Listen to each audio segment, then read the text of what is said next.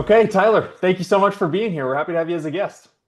Good to be here. Thanks. Yeah, let's dive into it. Let's get started in giving the audience, the future listeners, an idea of what got you started in recruiting and what made you want to focus on it. Man, I got started completely unintentionally. I like to tell people that I backed into the job with my car. I got out to see what I hit, and it was a recruiting job, right? Yeah, So I kind of just fell into it. yeah, But got into it. Figured, hey, why not take a shot and let's see what it's all about. It sounds great to be able to help people, and been doing it for 10 years now. awesome. What makes you keep wanting to do it? Is it the helping people, the people aspect of it? Man, it's a very challenging industry. So the challenge is there. It constantly keeps you to be unique. Challenges as far as mindset goes, business development skills go. It's a very intriguing business, but it is also very rewarding. Um, Yeah. it's nice to be able to help companies really expand and hit their operation goals, revenue goals by strategically hiring the right person that's going to make an impact to their business. But Mhm. also on the individual side as well. You know, when you help someone move careers, you're changing the market. You're changing the history of that organization and the history of someone's career. And that is very rewarding. Yeah, yeah. Especially when, the career is everything. I mean, if you think about it, I mean, we have our office space, and I was thinking the other day, I was like, this is where I live, breathe, and I don't sleep here, but it's just about that. Right? So it's everything to people, right? And it's the way they provide for their families. So I totally understand that. You I spend w more time with your coworkers than you do your own family in a lot of cases, so you might as well like them. And for a lot of folks, people are known as like the guy. Hey, this is Tyler with Neeljym Search Group. It becomes part of your identity, so it better be a good identity. yeah, it's true. It's a very good point. Very good point. And what well, I guess a good thing for the audience to know is who's your typical client and your typical candidate, just so they know where you're coming from when answering, the questions in our discussion today. Yeah, absolutely. So I focus strictly on construction and real estate development, and I focus on executives and even some management levels, but it has to be a management up through an executive level. So it's either an individual that is going to be strategically looking for the right opportunity for their career on the executive side of the construction and real estate space, Yeah. or a company that is strategically looking to hire. hmm Yeah. Okay. Okay. And with that information, obviously, I know what I tell our listeners, and what I know a lot of people when they listen to any podcast is, you could take the information that you talk about today might apply to other industries, but I wanted them to have a good understanding there so that they can know where you're coming from with that. And what would you say? I want to talk about opportunities that aren't just posted online because, as you know, I mean, executive level positions aren't always just listed out there. So what advice would you give a job seeker who wants to tap into the hidden market, quote unquote? But yeah, I pride myself on the reputation I've earned for being able to help people find those hidden gems, if you will. hmm And so there's a lot. One, if you're doing it yourself, you got to be visible. They can't hire you if they don't know you. So you got to get known and you got to get out there. And if you're like most executives, you're working 60, 70 hours a week, you probably don't have time to build those relationships personally. You got to find someone that you trust, that has a reputation, that can open those doors for you. hmm Getting your foot in the door is everything, and keeping your options open. Another small piece of advice I have for somebody is don't be afraid to celebrate your wins. If you want to stand out in the market, talk about your accomplishments. Get on social media, talk about your team's success, talk about some challenges and how you overcame them. And then, most importantly, whether you're looking or not looking to make a move, always keep updating your resume. It should be a living document for construction, for executives. Talk about every quarter celebration, all the career objectives that you hit. If you crush them, document that. How much did you crush it by? What was the result of that? What did that lead to? Um, and always have those standby because if you do find yourself, let's say 5, 10 years down the road, looking to make the right move and wanting to beat out anybody else applying for that role, hmm having those career objectives of translating of this is what I did, this is the result, and this is how you could benefit if you hire me is what's going to make you stand out from anybody else that they're talking with. Yeah. Oh, so many good golden nuggets there, especially for our audience. Because I mean, we do the executive branding, and so I mean, we always say keep the brand up to date because you never know when an opportunity is going to come around the corner, right? And also just posting about it, showing your wins.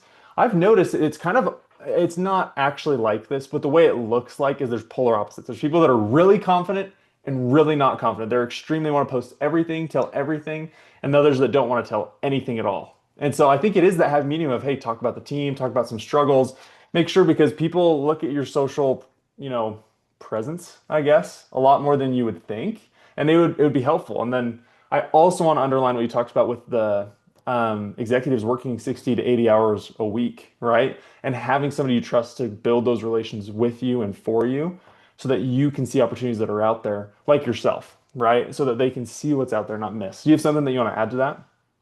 Absolutely. Well, it's just kind of what you just said, right? So some folks are really shy about constantly bragging, right? And there's something to admire about humble leadership. However, whether you're looking to make a move or not as an executive, what you might not think about is people see your wins and take a respectable approach about it, but celebrate those wins because you never know who's going to see that and want to come work for you. Mm. Hmm. That's an interesting perspective, right? You can bring in the right talent underneath you as well, not just future opportunities. I like that. I like that a lot. Exactly. Yeah, Iron sharpens iron, and winners want to be with like-minded players, right? So, yeah, it's true. It's true. I like that. Not a lot of people have said that on the podcast, so I'm happy that you brought that up. Let's talk about the construction, real estate, all the industries that you're in, and how it's been evolving, right? So, what major shifts or trends are you seeing right now that candidates should be aware of? yeah, so as far as types of developments and construction that's going on, I mean, data centers is hot. You hear it in the headlines. It's not just headlines. It is hot. The money is flowing. It is an industry and a technology that's revolutionizing the future, right? It's here to stay, and the money is there. The demand is there. Some of the trends and changes in that is there are many, many obstacles, right? Let's take like power out of the equation. How are we going to power these data centers, right? Is Mhm. the shortage of talent. Um, by 2030, 41% of the construction workforce is going to retire or have retired. And there's just not enough people coming into construction to make up that gap. That gap is growing exponentially day by day. So that's the biggest challenge in the industry is there's just not enough people in it, and the demand is growing exponentially. Um, Mm. so that is probably the biggest challenge that most companies are facing. Um, so it becomes a game of musical chairs. When there's not enough people to bring into the industry, you have no choice but to play that game of musical chairs, go out and get them from somebody else, because those are your only options. As far as the Right. data center space goes, some of the biggest challenges are companies are either wanting to diversify their portfolio and strategically expand into these, but you as an organization have to have that portfolio to get there, right? Well, how do you get the experience of a data center project if no one's willing to give it to you, and you haven't done it in the past? And the answer to that is you strategically acquire someone who has a project list or portfolio who does, and then you make that experience your experience. And that is going to help you get in the door with those Mm. clients. And that's the same with any type of construction. Um, Industry changes that are kind of shifting right now is, from 2020 to 2022, industrial was super hot, right? Amazon, Target, think about these huge e-commerce companies. They were expanding like crazy. They've slowed down a little bit. The supply has definitely caught up, and there's not this supply demand ratio that is lucrative for them. So we're seeing a Mhm. shift in those markets cooling, but where one opportunity closes, another one emerges. Modular construction, as far as apartments, hotels, is really taking off. Um, Modular construction is basically prefabricated apartments or hotel rooms, if you will. So instead of framing the hotel on site and then going through and doing wiring and plumbing and then drywall and then all the trim and exterior pieces, right?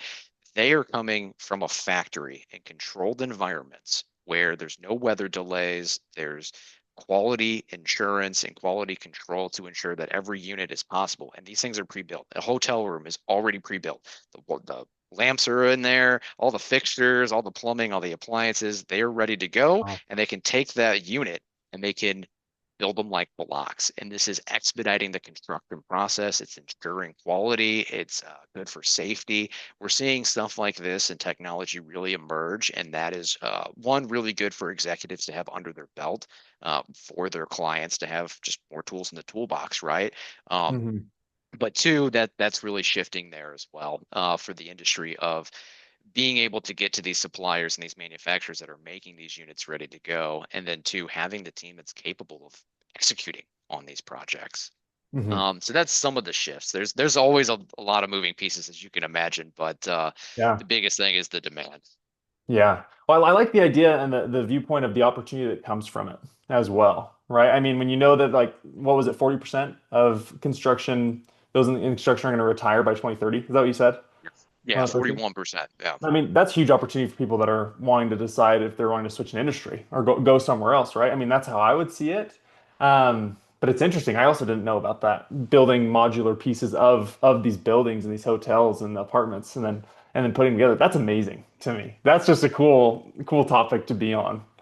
It's Um, really cool. You can get lost yeah, just on Google Images, right? Modular construction, and like mind blown how they're doing it. yeah, But I think, for the gap, I don't know about you, but for me, when I was going to high school and, starting to look at colleges or deciding what I wanted to do with my future, no one was telling me construction's going to be a lucrative career, right? It was yeah, almost like if you're not going to college and getting like a nice office job, then you're a failure, right? I right, don't know if that's helped or led to the thing, but that couldn't be farther from the case. Like, these construction professionals are extremely smart. They're some of the best at contract negotiation, business development, and then they also have to have the knowledge of building a building that isn't going to crumble on 5,000 people. Right. right. It's a very good opportunity. It's stable. Obviously, construction's not going anywhere.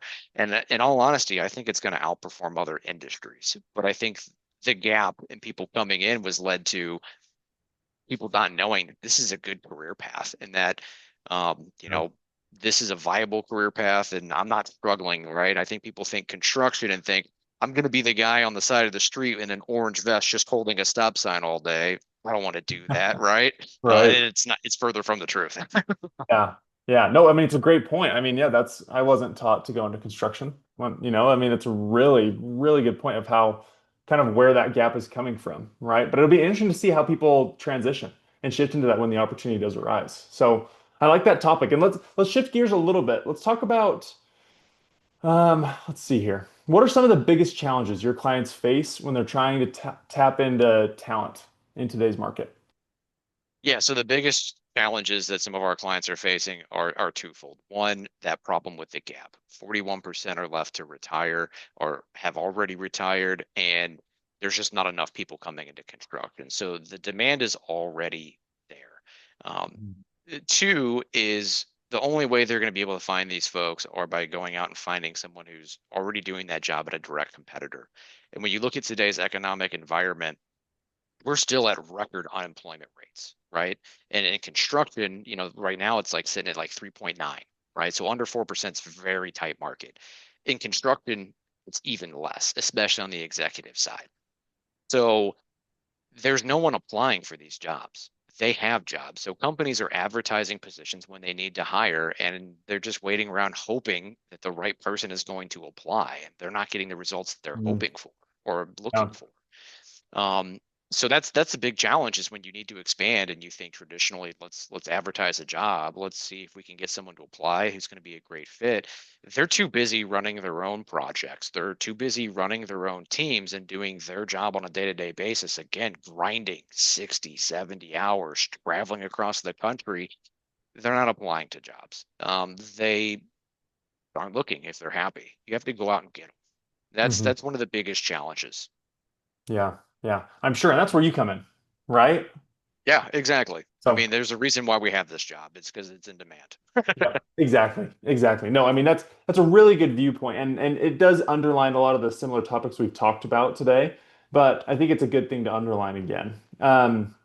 Another question I have for you is, for executives or professionals looking to stand out to recruiters in the construction, real estate development spaces, what's one thing they can do right now to make themselves more visible or more attractive? Yeah, absolutely. So again, I'm going to say share those wins, right? Get comfortable being uncomfortable, sharing things on social media, Mhm. especially LinkedIn. If you're really looking to stand out and make yourself more visible or attractive, talk about what makes you you, right? Talk about your team. Put your team first. Um, if you're looking to stand out as far as a hiring standpoint goes, whether that's for your own team or for your own personal gain, always have a good relationship with a recruiter. I like to tell people always have a good recruiter in your back pocket, no matter what. Mhm. Whether that's me or anybody else, like find someone that you trust that understands you, what you're doing, and the market and the industry and areas that you're in. Keep them in Mhm. your back pocket. One, they are going to be an amazing reference source for you. Two, you can rely on them for reference checks. You can rely on them for information about competitors. And three, most importantly, just keep a finger on the pulse of what's going on in your own backyard, right? Whether Yeah. an opportunity is something you're ready to jump on or not, don't you want to know what's going on in the world around you? It's never a dumb thing to be educated about opportunities. Nothing says you have to take advantage of them. But not knowing is where people get hurt. It's where they get stuck in the same position and they miss out on opportunities where they can really expand their careers. They can really diversify their skill sets and even level up. Yeah. So by knowing what's going on and keeping a finger on the pulse is going to give you an opportunity to better yourself. Yeah. I want to underline that because I it's the people that aren't our clients, right? People that I talk to, sales calls, whatever it is, trying to get them to take care of their executive brand. It's a really common thing to say, you know what, I'm not looking unless it was a unicorn of an opportunity, the golden opportunity. And it's the same thing, right? If you don't know what's going on in the market, if you don't have information what's going on, you're never going to get those opportunities. If you're not posting about your wins, if you don't have an updated resume, if you don't have your brand taken care of, if you don't have connections, you don't have a network that you're always working on a little bit, you're just not you're not going to know about it, right? It's very rare that somebody's just going to, they're going to go completely out of their way, right? You got to do something so that they know that you're a good fit, right? Or else you are just going to get passed up. And so I just that like lights a fire in me because it's exactly why we do what we do, right? I mean, we don't want people to miss out on opportunities. And I think it's great with what you do because you're able to actually make those connections and help people land those positions where they are a good fit, right? But you're not gonna be able to find them, you're not gonna be able to see them if there's nothing about them online or on paper or anything, right? Nobody will know. I mean, if you study what other executives are doing in other industries outside of construction, right? They're not just going, oh, hey, we got a social media department. Hey, we got a marketing team, or we hire a marketing team to take care of that. I don't need to worry about that. If you look at what other executives are doing, they're branding their brand, but they're also branding themselves. Hmm. You think Steve Jobs. Okay, everyone associates him with Apple, but it's not only Apple, right? Everyone knows who Steve Jobs is. Hmm. Same thing with Elon Musk, right? Think about your personal brand, whether you want someone to hire you to get promoted from that VP to the COO, or you're looking for people to come onto your team, right? Sell yourself, sell your personal brand as well as your company's brand, and you're going to see that you get exposure. Again, if they don't know you, they can't do business with you, they can't come work for you, or they can't hire you. So you got to get known. Yeah. That's music to my ears, Tyler. You're gonna make a tear drop down from my face. That's exactly what we, you know, eat, breathe, and sleep about, right? I mean, it's awesome. It's awesome. I appreciate all the advice, all the thoughts you've shared today. Let's say there's a potential client for you or a potential candidate that's in the industries that you work in. What's the best way for them to reach out to you and know more about you, your company? Yeah, absolutely. So chances are that if you're already, an executive in construction, I've called you, I've been in your inbox, I've been in your voicemail, so you should have my number. But in case you don't, you can find me at our website, neeljymsearchgroup.com. I'm under the construction tab. I lead our office division here. You can find me on LinkedIn. I'm very visible. You could, reach out. You can find my email. I mean, I have it posted all over the place. I make myself visible. Yeah, those are some ways that you can find me and just get a little insight into whatever you're looking to do next. Perfect. Perfect. Well, I've really enjoyed the discussion today. So I'd love to have you on again, right? So listeners can learn a little bit more. But thank you for your time and excited for people to get to hear this. Yeah, absolutely, man. It's been a lot of fun. Thanks for your time, Jesse. Yeah, no problem. All right, take care. Bye. You too. Bye bye.